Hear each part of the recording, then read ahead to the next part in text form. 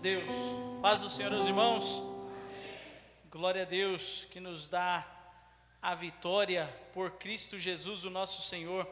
Abra sua Bíblia no Evangelho segundo João, capítulo 12. Vamos ler juntos. Evangelho segundo João, capítulo 12, a partir do versículo de número 24. Ou melhor, a partir do versículo de número 20. Vamos juntos até o versículo de número 28.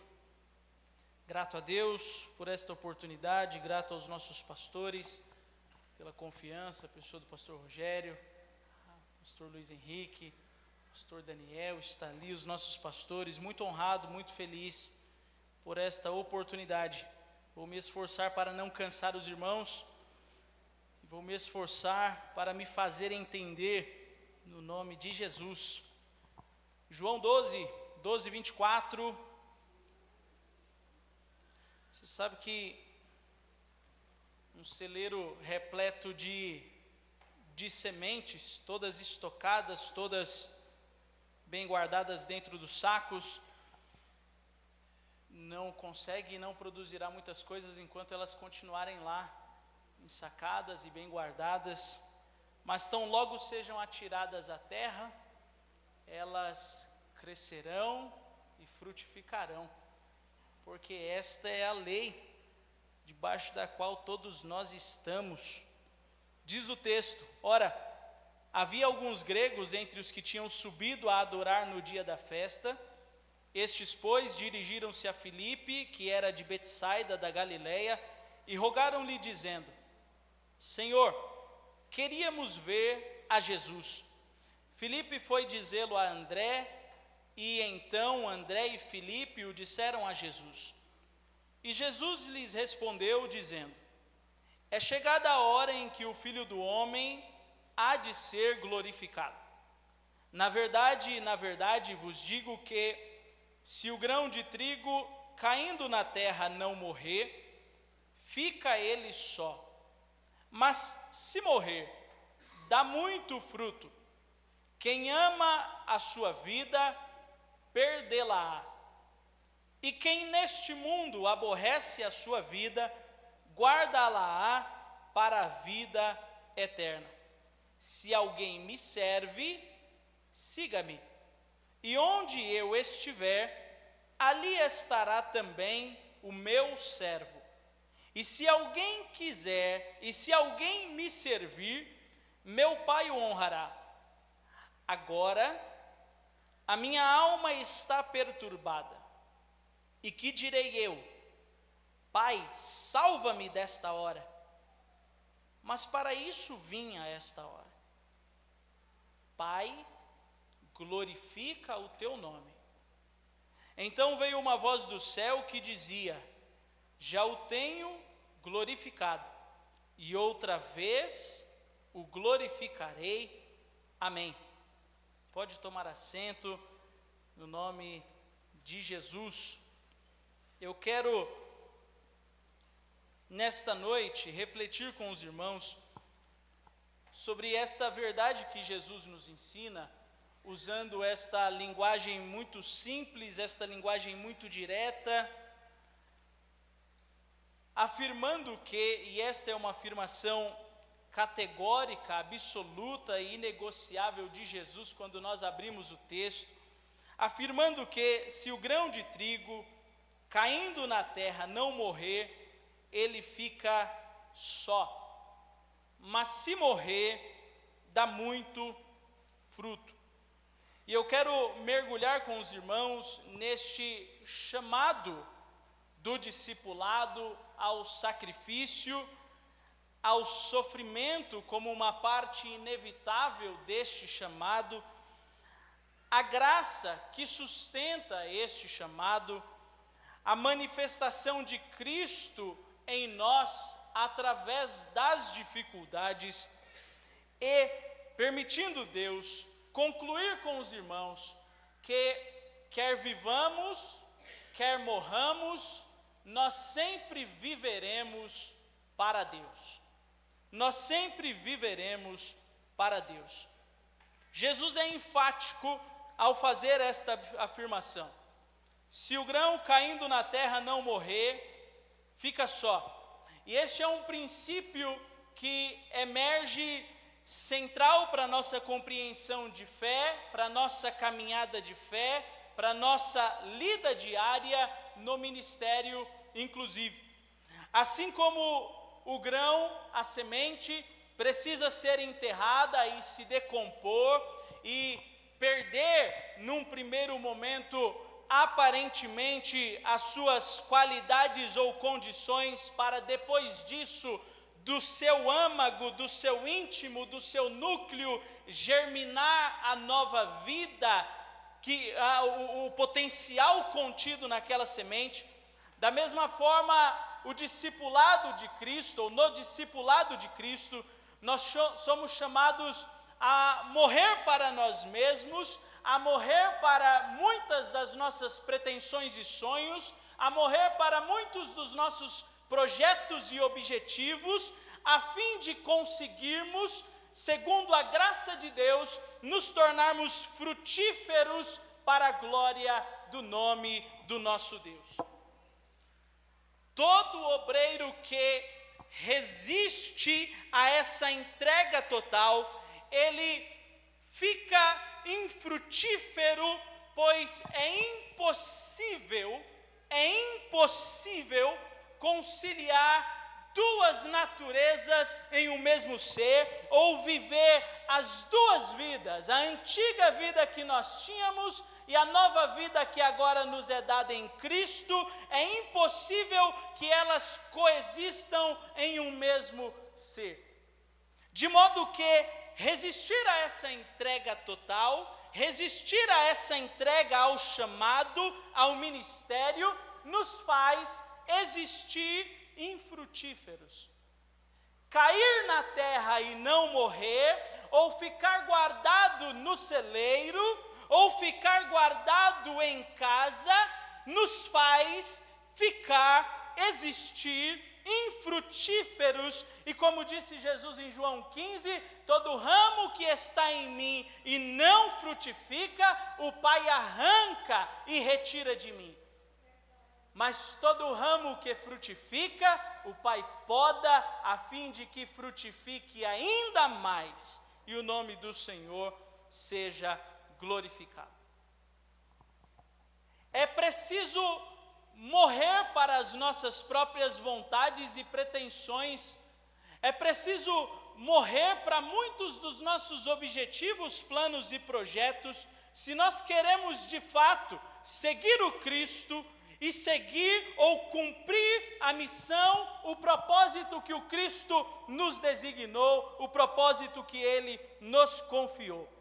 Não é possível viver a vida do Cristo orbitando em um mundo onde nós somos o centro e as nossas razões e os nossos planos e os nossos objetivos e o nosso tempo são a razão de governo e tomada de decisão de todas as coisas.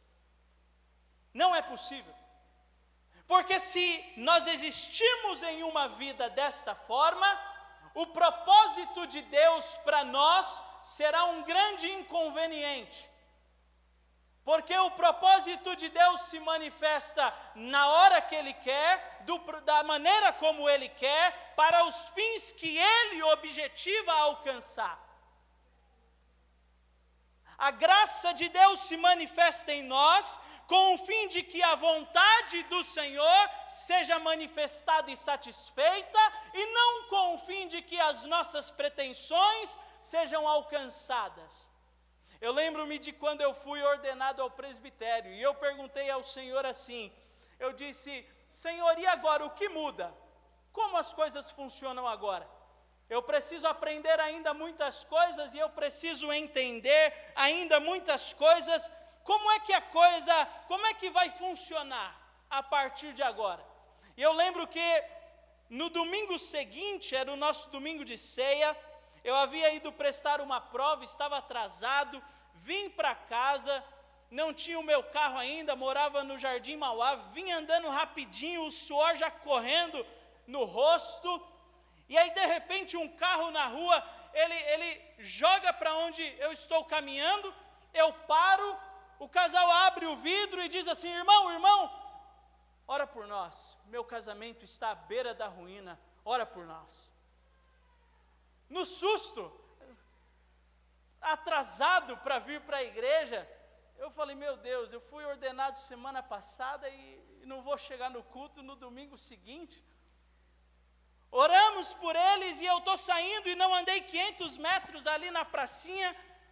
Um rapaz vem andando, se joga de joelhos chorando, agarra nas minhas mãos e diz: irmão, ora por mim, porque eu estou jogando a minha vida no lixo, eu fui comprar drogas, eu moro ali em cima, ora por mim. Isto era o Espírito dizendo: será assim, do jeito que eu quero, não da sua forma e não no seu tempo e não quando você quiser. Será no meu tempo, na minha hora e quando eu quiser, como eu quiser, para o fim que eu objetivo alcançar, disse o Senhor. E Jesus é um exemplo disso. Jesus não apenas ensinou que é necessário essa entrega a fim de viver o plano e o propósito de Deus, mas Jesus viveu esta verdade. Está escrito, Hebreus capítulo 5, diz: um corpo, sacrifícios e holocaustos o Senhor não quis. Um corpo o Senhor me preparou. E está escrito, Evangelho de João capítulo 1, o Verbo encarnou. E nós vimos a glória dele como a glória do unigênito do Pai, cheio de graça e de verdade. Porque em outro lugar alguém disse, ele entendeu que o ser como Deus não era algo a que devia se apegar, mas aniquilou-se a si mesmo e fez-se como servo. Aniquilou-se a si mesmo e fez-se como servo. Em outro lugar ainda afirma: eu vim concluir a obra de meu Pai. Não é possível viver o propósito de Deus em um mundo onde as nossas razões existem como centro de todas as coisas. Em um mundo onde nós não nos entregamos a Ele para que seja feito do jeito que Ele quer. Se o grão caindo na terra não morrer, ficará só. Para que o ministério seja frutífero, é preciso essa entrega. No versículo 27, após falar sobre a necessidade do sacrifício, Jesus expressa algo que para mim é profundo. Ele diz na primeira parte do versículo 27, agora a minha alma está perturbada. Nós não estamos falando de mim, nós estamos falando do próprio Filho de Deus. Ele está sentindo uma tensão real. Ele está sentindo angústia na sua alma. E por quê? Por causa do propósito de Deus. Ele está sentindo angústia. O Verbo encarnado, o Cristo de Deus, o próprio Senhor, sente angústia na sua alma por causa do propósito. Mas ainda assim, reafirma o seu propósito. Ainda assim, reafirma o seu propósito. Jesus não ignora a realidade da dor. Jesus não ignora a realidade da angústia a que estão sujeitos todos os homens e mulheres que entregam as suas vidas para viver o chamado que Deus tem. Jesus não ignora esta realidade, mas também Jesus não foge da dor. Jesus não corre da dor. Diferente de nós, muitas vezes, que quando a coisa parece que vai fazer doer, a gente não quer mais. Os meus filhos estão ali atrás e se você falar, vamos no postinho, eles lembram da vacina, e quando lembram da vacina, eles dizem, não vou não. Não vou não.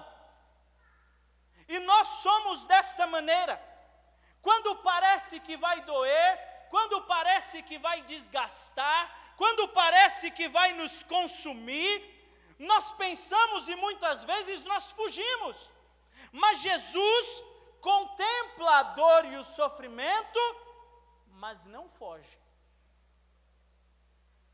Ele diz, a minha alma está angustiada. E por que está angustiada? Porque eu vou morrer. Mas ele não diz, vou mudar o meu caminho e vou na outra direção. Vou trocar de congregação. Vou deixar a liderança. Ele diz, glorifica o teu nome. Eu estou indo. Jesus não foge da dor. E o obreiro, muitas vezes, o obreiro precisa entender que muitas vezes, na caminhada ministerial, na caminhada de fé, ele experimentará agonias na sua alma, perturbação, dor, sofrimentos, realidades. Mas este mesmo obreiro precisa se lembrar que foi exatamente para este momento que você foi chamado para estar onde está. Que direi eu, disse Jesus, orarei ao Pai para que me livre desta hora? Mas exatamente para esta hora eu estou aqui. Que direi eu, orarei a Deus para que me livre deste infortúnio? Mas exatamente para esta hora eu estou aqui. Você precisa lembrar que é para este momento que Ele chamou você. Mateus capítulo 26, versículo 39, a palavra do Senhor registra o que é a oração de Jesus no Getsêmani com seus discípulos, e ele afirma, meu Pai, se é possível, passa de mim este cálice, todavia não seja como eu quero, mas como tu queres, orou o Senhor. E você sabe que todas as orações de Jesus eram ouvidas. Todas as nossas orações são ouvidas. Jesus disse quando estava de frente para o sepulcro onde Lázaro estava enterrado, ele disse, Pai, eu te louvo porque me ouves. Eu sei que o Senhor sempre me ouve, eu sei que o Senhor sempre me ouve, mas falo assim por causa deles, para que saibam. Deus ouviu esta oração de Jesus. Mas olha só o que Deus fez. Lucas 22, 43, diz o texto, então lhe apareceu um anjo do céu que o confortava. Olha como isso é expressivo. Quando Jesus é um menino, quando Jesus é uma criança, é um bebê, o anjo do Senhor aparece a José e diz, apressa-te, levanta, foge para o Egito, porque querem matar a criança. Olha a graça de Deus, olha a graça do Eterno. Levanta, corre depressa, foge para o Egito, querem matar a criança. Mas agora, Jesus está às vésperas de sua morte, está agonizado, está triste, está transtornado em sua alma, ora a Deus, e o que Deus faz? Deus manda o anjo, mas não com a palavra para fugir, agora o anjo dirá, tenha calma, fica tranquilo, a gente vai chegar até o último prego.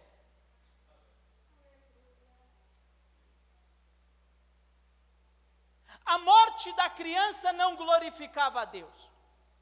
A morte prematura do menino não era o propósito de Deus.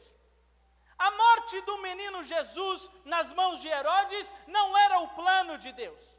A morte do menino não era o propósito, a intenção, o desígnio de Deus. A morte do menino não manifestava a vontade de Deus. Então Deus ordena o anjo e diz: apressa-te, saia daí, este menino não vai morrer hoje. Mas agora a morte do filho agrada a Deus.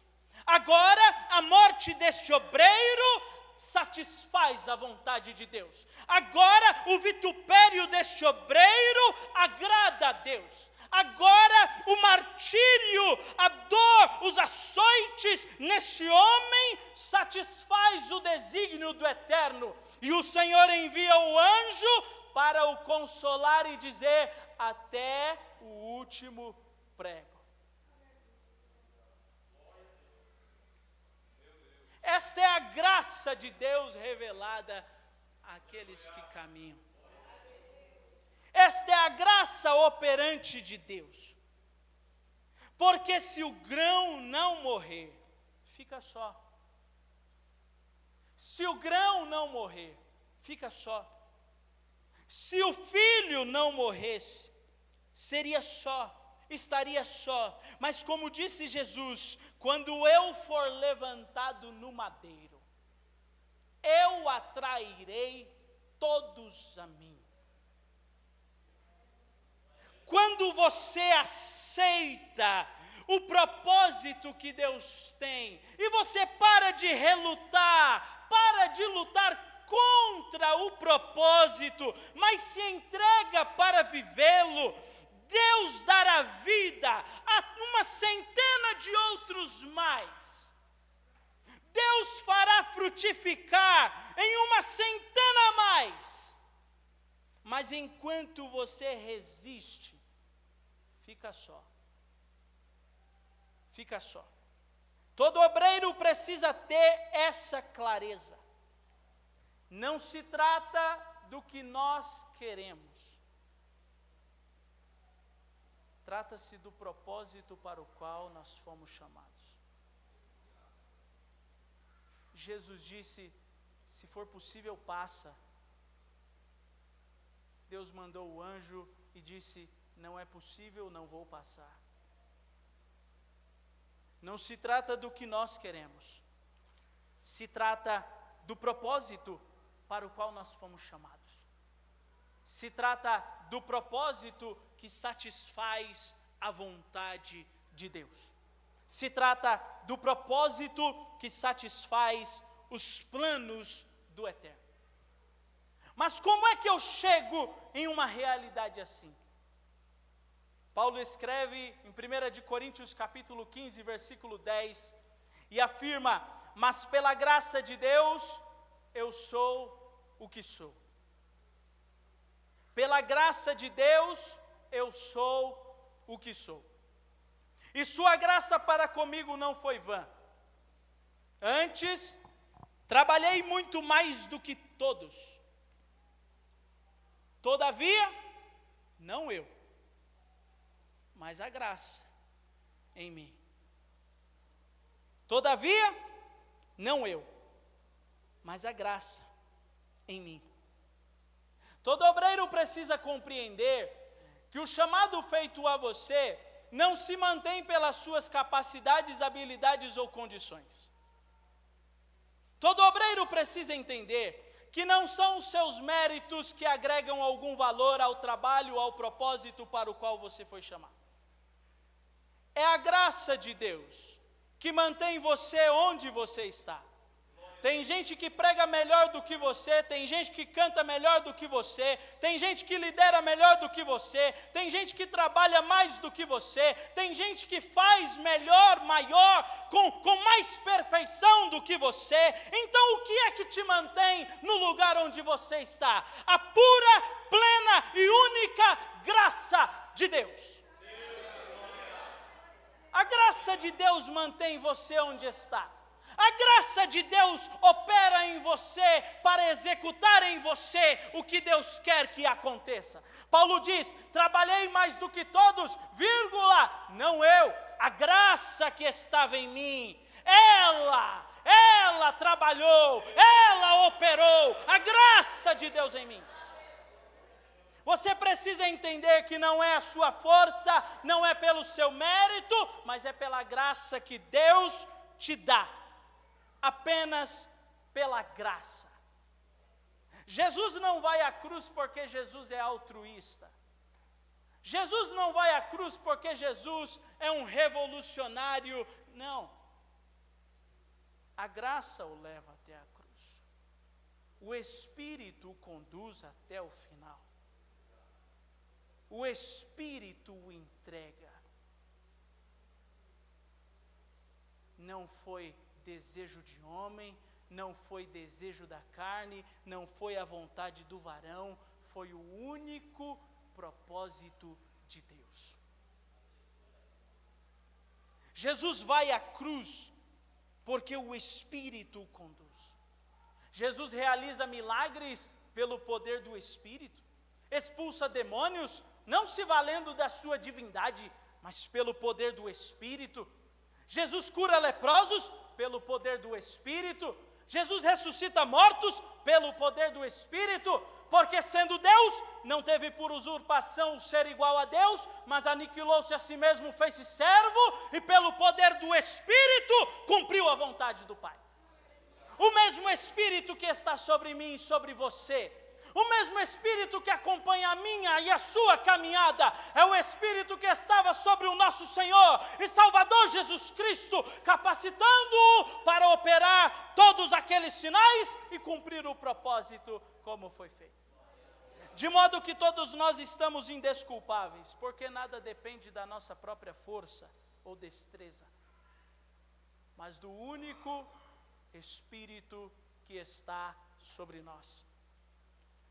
Muitos entendem que a graça é apenas um favor para a salvação. Então, quando nós falamos de graça, muitas vezes, as pessoas tendem a acreditar, tratar-se apenas de um favor para a salvação, de um favor para me livrar dos julgamentos, de um favor para me livrar daqueles que querem reivindicar alguma justiça sobre mim, de um favor para me livrar daqueles que querem executar algum juízo sobre mim. Quando falamos de graça, muitas pessoas pensam tratar-se apenas de um favor que deixa a minha vida mais fácil e ninguém me julgue porque nós estamos na graça e ninguém fale nada de mim porque nós estamos na graça. Mas quando nós olhamos para a Escritura, é a própria graça que adestra os obreiros para o trabalho. A graça não só livra os obreiros do poder e da ira de Deus, mas é também a graça que opera nos obreiros para o trabalho, é a graça que opera nos obreiros para a persecução do propósito de Deus, é a graça de Deus. Paulo escreve a Timóteo, na sua segunda epístola, capítulo 2, versículo 1, e o adverte: tu, pois, meu filho, fortifica-te na graça que há em Cristo Jesus. Paulo está dizendo a Timóteo: fortaleça-se na graça, não nos seus méritos, na graça, não nos seus conhecimentos, na graça, não no vigor da sua juventude, porque tudo isso vai passar, mas a graça te manterá de pé até o fim. Oh, glória! Pedro escreve na sua primeira epístola, capítulo 4, versículo 10 e 11: se alguém serve, faça-o segundo o poder que Deus dá, para que em tudo Deus seja glorificado. Se alguém serve, sirva, faça segundo o poder, segundo a graça que foi dada a você. Se 2, frutifica por 2, se 5, frutifica por 5, se 1, frutifica por 1, se 50, frutifica por 50, na medida do poder que foi dado a você. Você não tem que ser como eu, você não tem que ser como ninguém, você precisa ser a expressão exata, a medida exata do poder poder e graça que foi dado a você. Você precisa agir no mundo na exata medida da graça que foi dada a você.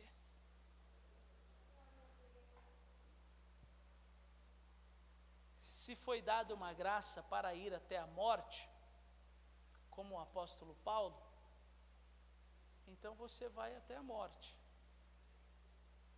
Mas se foi dada a graça como a João, de quem ele disse, e se eu não quiser que morra? Então você vive. Você se move, você faz, você entrega na exata medida da graça que ele te deu. Você não deve nem mais nem menos do que isso. Você deve a exata medida de graça que ele te deu. Por quê? Porque o que ele busca em você é o que o Espírito está produzindo. Isso não depende das habilidades humanas, isso não depende da sua força ou conhecimento, isso depende do poder que ele ministrou em você, da graça que ele derramou em você e do que ela pretende produzir em você.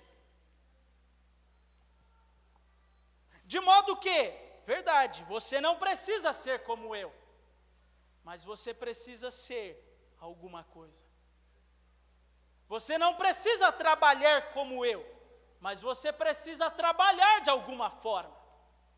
Você não precisa pregar como eu, mas você precisa, e nem queira, né? E nem queira, mas você precisa pregar de alguma forma, na exata medida da graça que foi dada a você. Porque é esta graça que nos habilita, nos mantém e nos condiciona para o trabalho. Entenda, a graça não nos livra objetivamente do sofrimento. Às vezes sim, da ira de Deus, pela graça, sois salvos, não vem de vós, é dom de Deus, não vem das obras, para que ninguém se glorie, é mediante a fé, para que ninguém tenha o que exigir diante de Deus.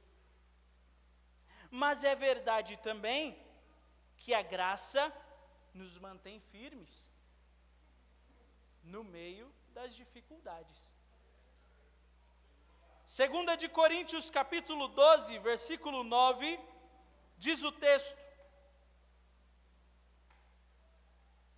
a minha graça te basta, porque o meu poder se aperfeiçoa na fraqueza. Paulo insta com o Senhor e diz que há algo nele, no seu caminho, que o está fazendo sofrer. E ele diz 3 vezes, orei ao Senhor e falei com ele sobre isso, e a resposta de Deus para Paulo é esta: não vou remover a dor, não vou remover o espinho, não vou fazer cessar essa angústia, a minha graça te basta.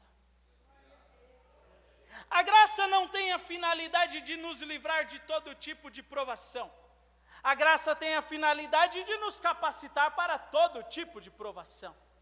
A graça não tem a finalidade de tornar as nossas vidas mais cômodas, mais fáceis, mais tranquilas.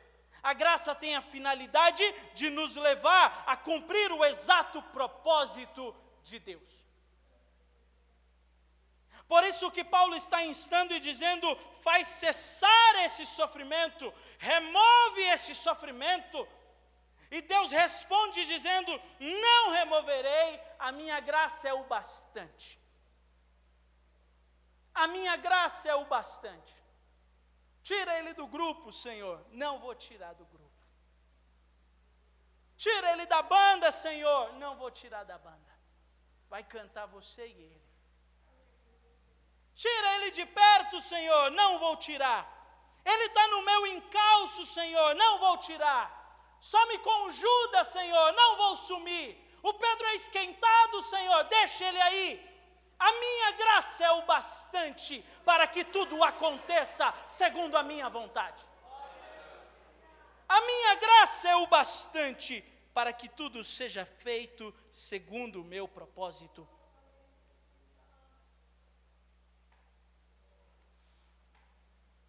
As nossas forças elas não vêm da ausência de dificuldades. Pelo contrário, olha a segunda parte do versículo. De boa vontade, pois, me gloriarei nas minhas fraquezas, para que habite em mim o poder de Cristo. Olha o raciocínio do apóstolo.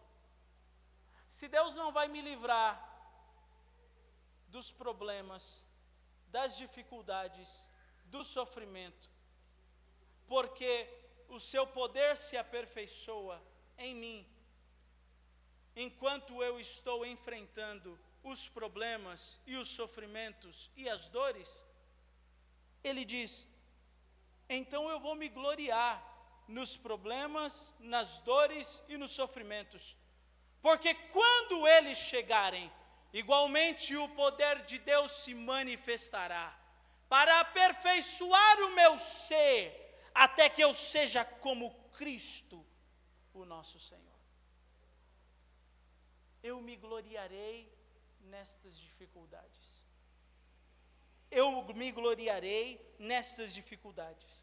Atos capítulo 4, versículo 33, diz o texto, e com grande poder os apóstolos davam testemunho da ressurreição do Senhor, e com todos eles havia abundante graça.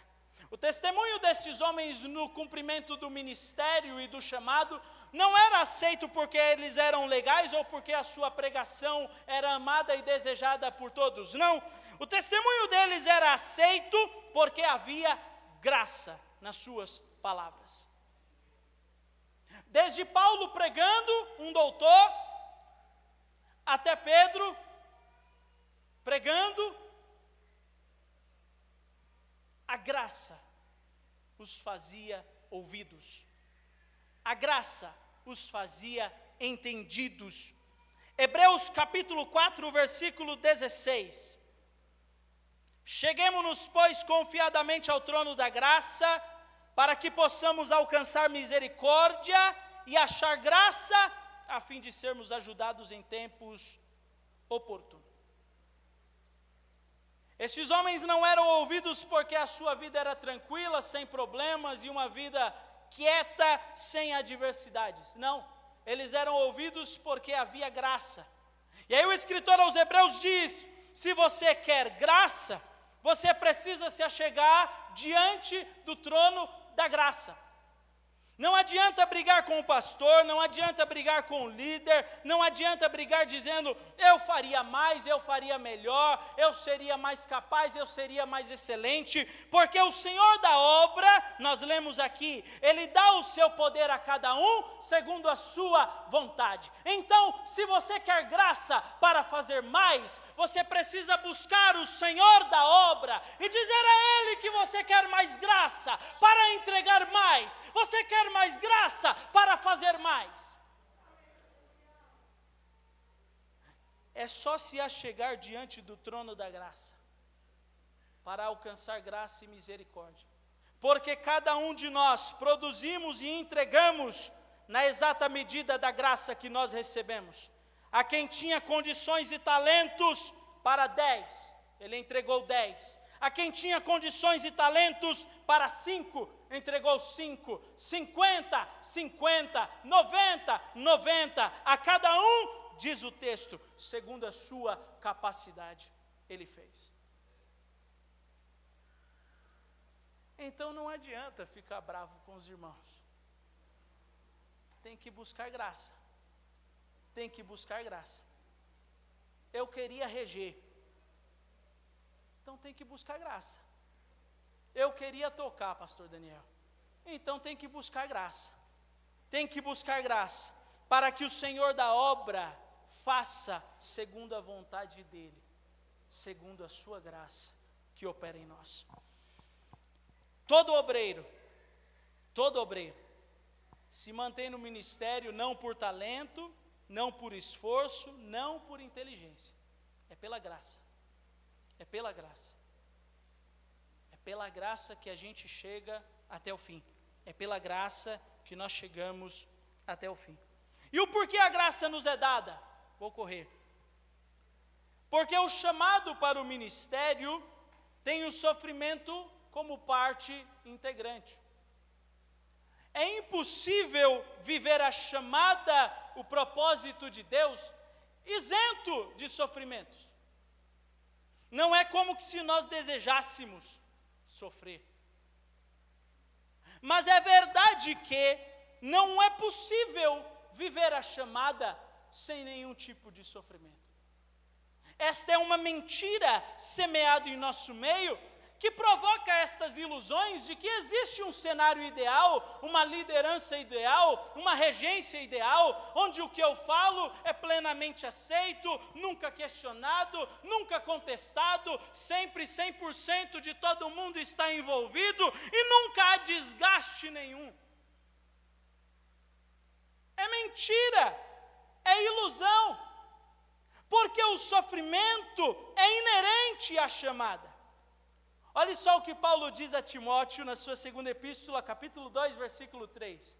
Isso é tão real que Paulo não diz a Timóteo, olha só, ele diz, Timóteo, sofre comigo.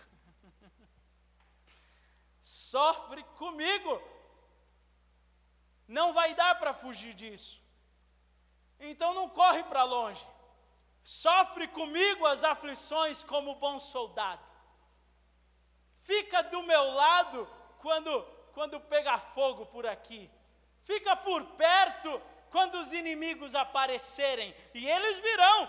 Fica por perto quando os escândalos aparecerem, e eles virão. Ele diz, Timóteo, sofre comigo, rapaz. Não foge. Por quê? Porque o sofrimento é inerente à chamada. O sofrimento é inerente a uma vida com Deus. É inerente à caminhada com Cristo. Muitos entram para o ministério esperando glória, honra, reconhecimento, mas foi o próprio Jesus quem disse, os passarinhos têm ninhos e as raposas têm covis, mas eu não tenho nem onde reclinar a cabeça. Muitos entram esperando a oportunidade de serem reverenciados e aplaudidos, mas foi Jesus quem disse, eu não tenho nem onde reclinar a cabeça. Se vai vir atrás de mim, faz as contas. Foi Jesus quem falou no Evangelho de Lucas, o reino de Deus é semelhante a um homem que antes de construir uma casa, fez os orçamentos. E fez as contas, para ver se depois de começar a construir a casa, ia dar para levar a construção até o final. Para não acontecer de parar a casa no meio do caminho, e quem passasse pela rua dizer, olha, começou uma construção e não terminou. Jesus diz, o reino dos céus é semelhante a isso. Você não vem atrás de Jesus emocionado, você faz as contas. Você põe no papel, vou ter que deixar esta vida, vou ter que largar isso aqui, vou ter que andar dessa forma e vou ter que suportar gente como Quemuel. Está tudo no pacote, pastor Luiz. Vou ter que fazer desta maneira e vou ter que me comportar assim. Você faz as contas. E depois de fazer tudo isso, e se fizer tudo isso corretamente, olha só o que Jesus disse aos discípulos em Mateus 10, 22. E odiados de todos vocês serão por causa do meu nome. Olha só o que ele diz em João 15, 18, 20. Se o mundo vos odeia, saibam, ele me odiou primeiro. Olha o que ele diz em Lucas 9, 23. Se você quer mesmo vir após mim, negue-se a si mesmo. Tome todo dia a sua cruz e siga-me. O sofrimento é inerente à caminhada com Cristo. Nós existimos em um mundo que aborrece o nosso Deus desde antes das memórias que nós temos. Nós vivemos em um mundo que conspira contra o nosso Senhor e Cristo desde antes do que nós temos consciência. Jesus disse assim, se eles buscaram matar o mestre, eles irão atrás de vocês também. Percebe que o sofrimento é inerente a esta caminhada? Percebe que é inevitável você andar por este mundo com um sentimento de inadequação, parece que nenhum lugar me cabe, no final das contas parece que é só a igreja. Porque eu me junto nesse grupo e esses papos, não é, eu vou para aquele, mas essas conversas também não, eu vou procurar alguma coisa na televisão e aí você não acha um programa e você fala, eu vou para o culto. É o culto que tem para mim, é o lugar onde tem, é a galera que tem, é o povo que tem, porque neste mundo parece que não me cabe, não tem lugar para mim, não tem lugar para como eu penso, não tem lugar para o que eu quero construir, não tem lugar para a minha família. Eu quero levar os meus filhos ao parque para correr, eu quero colocar os meus filhos na escola para eles se desenvolverem. Aí você pega o plano de estudo, o plano de ensino, e você fala, meu Deus, eu não posso tirar da escola, me ajuda, Senhor. Este mundo aborrece o caminho, este mundo aborrece o Cristo, de modo que não há como caminhar com o Cristo no propósito, sem estar exposto às agruras de dor e sofrimento. Paulo escreve aos Romanos, capítulo 8, versículo 16, e ele diz, por amor de ti, nós somos entregues à morte todo dia. Todo dia. Somos reputados como ovelhas para o matadouro. Quando nós lemos esse texto, parece que o sofrimento é o selo de garantia que você é cristão. Quando nós lemos esse texto, parece que o passar por dificuldades é o atestado da fé cristã. Paulo declara, por causa do nome, estamos entregues à morte todo dia. Todo dia. O sofrimento, ele faz parte do ministério genuíno. Se você quer pregar, quer cantar, se você quer profetizar, se você quer prestar assistência, ser pastor, evangelista, se você quer fluir no Espírito, esteja pronto para experimentar estes momentos. Alguns exemplos, eu apenas cito, o tempo não deixa. Jesus, leitura, Isaías 53. Paulo, 2 de Coríntios 11. Pedro e João, Atos 5. Estevão, Atos 7. Jeremias 38. João Batista, Mateus 14. Moisés, Números, capítulo 11. Alguns exemplos de homens de Deus, lideranças estabelecidas pelo Espírito, mas nenhuma delas isenta do sofrimento, nenhuma delas isenta da agonia, nenhuma delas isenta das dores. Se você sofre por Cristo, não estranhe. Pedro, escrevendo em sua epístola, e isso é muito interessante, ele diz assim, se você sofre como um cristão, sofre bem. Não sofra como um homicida, não sofra como um ladrão, não sofra como um trapaceiro,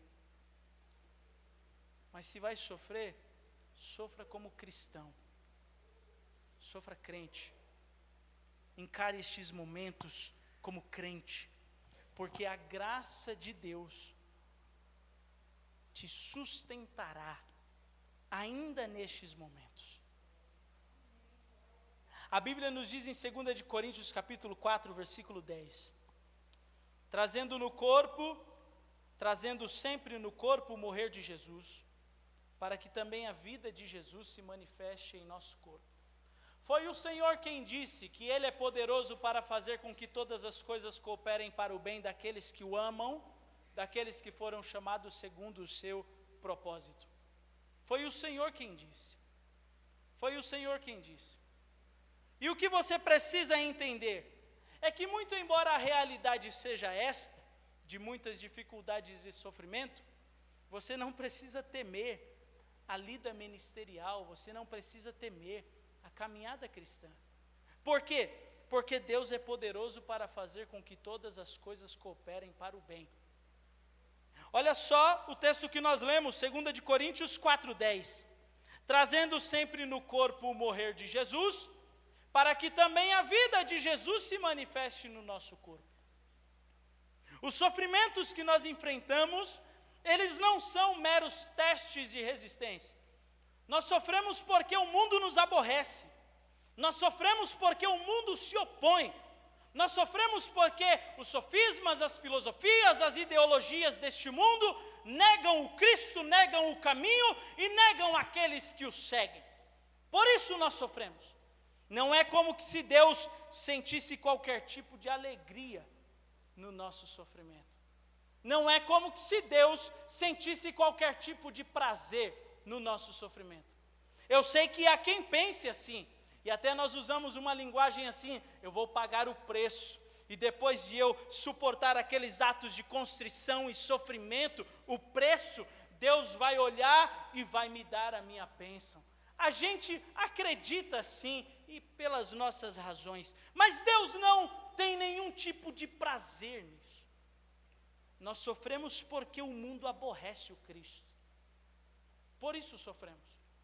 Agora, é fato que Deus usa todas as coisas para cooperarem para o bem daqueles que o amam.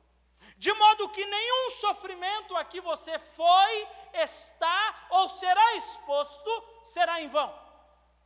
Nenhum deles. Todas as provas que você passar, todos os momentos de dificuldade, todos os momentos de agonia, Deus dará um propósito certo pela sua graça que em nós opera.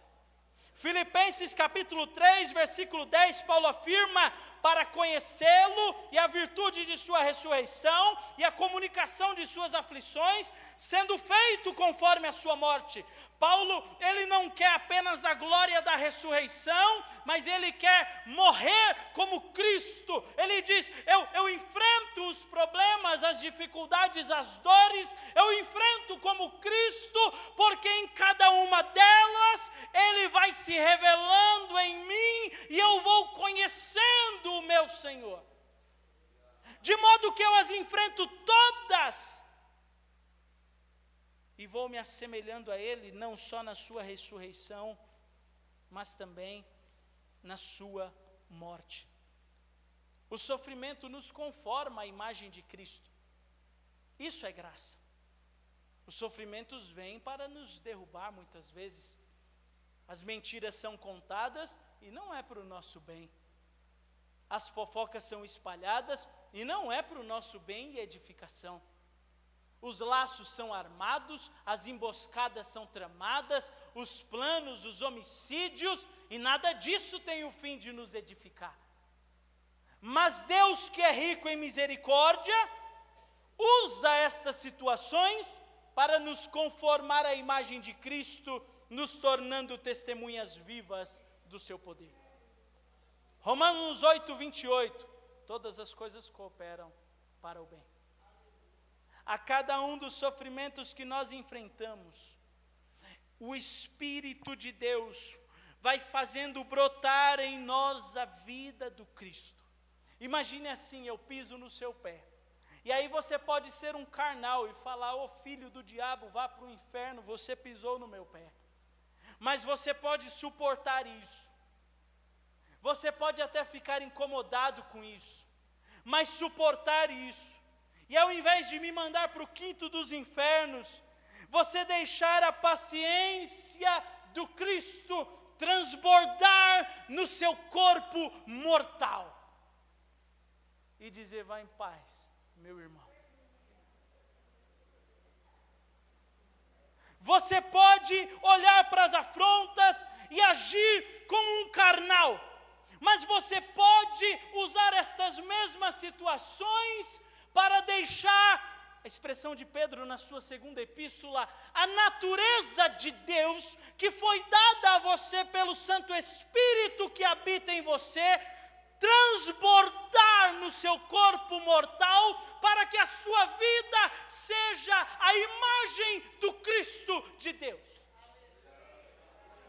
Fala: olha essa paciência, que essa paciência é coisa de Deus. Só o Espírito produz uma paciência assim. É essa misericórdia, só o Espírito faz uma obra dessa. Os sofrimentos, eles vêm para a nossa destruição, mas são usados como um exercício para transformar o nosso ser. Carta aos Hebreus capítulo 12, e eu encerro já. A Bíblia nos diz que Deus usa os sofrimentos para disciplinar os seus filhos. Deus usa para disciplinar os seus filhos. Eu sei que você é uma bênção, e eu sei que você é cheio do Espírito de Deus.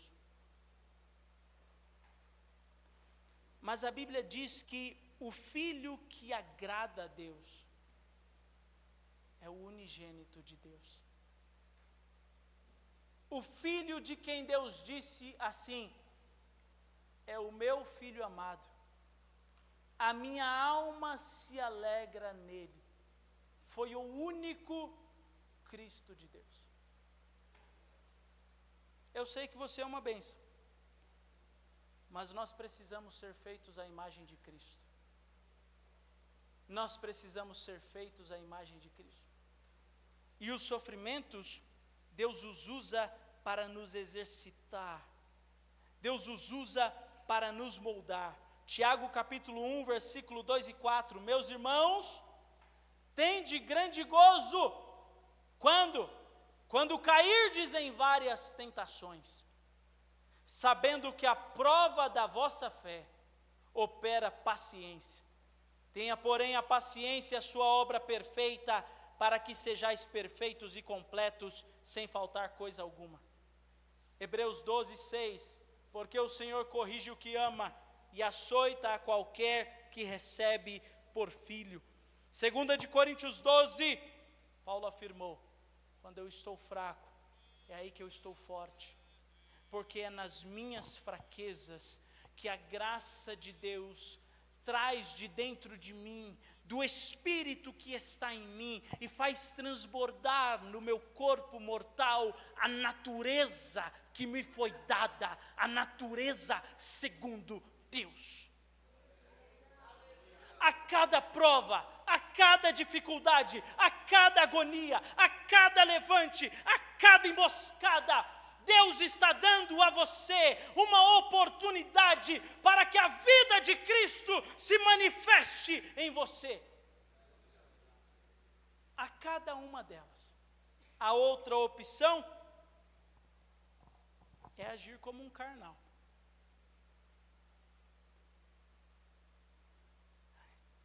Então, ou nós morremos para que a vida do Cristo se manifeste em nós, ou nós vivemos segundo o mundo. Ou nós temos paciência, para que a paciência segundo Deus se manifeste em nós, ou nós vivemos segundo o mundo.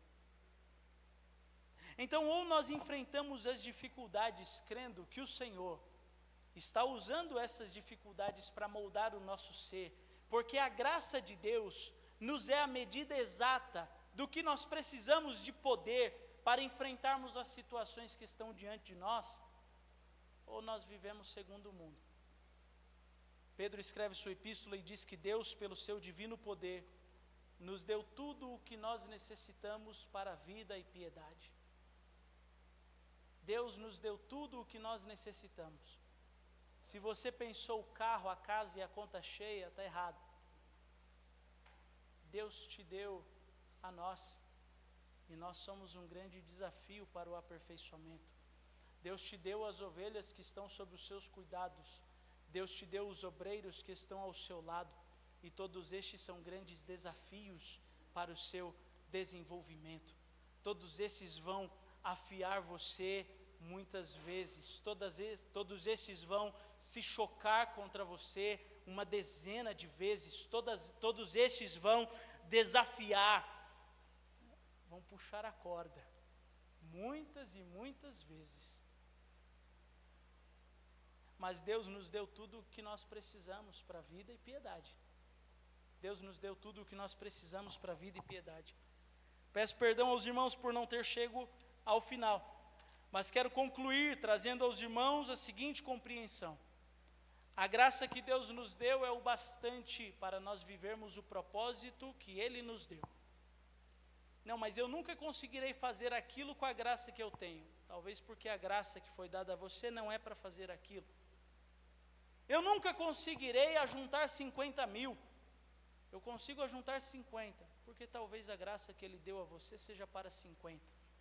E a graça que Ele deu ao outro seja para os 50 mil. A graça de Deus é o bastante para que nós façamos o que precisamos fazer. A graça de Deus é o bastante para nos confirmar no ministério até o último dia. A graça de Deus é o bastante para administrar todas as provas e tribulações e aflições e agonias, fazendo com que todas cooperem para o bem.